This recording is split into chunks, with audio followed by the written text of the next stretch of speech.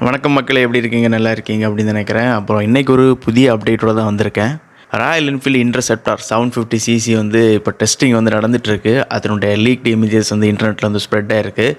அப்போது அந்த இன்டர்செப்டர் 750 அப்படி என்ன தான் புதுசாக வர கொண்டு வர போகிறாங்க அப்படிங்கிறத இன்ஃபர்மேஷனை வந்து உங்கள்கிட்ட வந்து ஷேர் பண்ணலான்னு தான் வந்திருக்கேன். இப்போ ராயல் என்ஃபீல்டு பார்த்திங்கன்னா வந்து நிறைய 750cc வந்து ஒர்க் பண்ணிகிட்டு இருக்காங்க. சவுத் யூரோப்பில் வந்து பார்த்திங்கன்னா ஹிமாலயன் 750 அதுக்கான டெஸ்டிங் நடந்துகிட்ருக்கு. அதுக்கப்புறம் கான்டினென்டல் GT 750 அதனுடைய டெஸ்டிங்கை வந்து சென்னையில் வந்து நடத்துனாங்க பப்ளிக் ரோட்டில். நிறைய பேர் அந்த இன்ஃபர்மேஷனில் வந்து கேள்விப்பட்டிருப்பீங்க. இந்த புதிய இன்டர்செப்டர் 750 அப்படி என்னெல்லாம் சேஞ்சஸ் கொண்டு வந்திருக்காங்க அப்படின்னா, நியூ எஸ்காஸ்ட் வந்து கொண்டு வந்துருக்காங்க. பழையதை விட புதுசாக வந்து டிசைனில் சேஞ்சஸ் கொண்டு வந்திருக்காங்க. டெயில் லைட்டில் வந்து சேஞ்சஸ் இருக்குது. அதுக்கப்புறம் ஃப்ரண்டில் வந்து பார்த்திங்கன்னா ட்வின் டிஸ்க் வந்து கொடுக்க போகிறாங்க.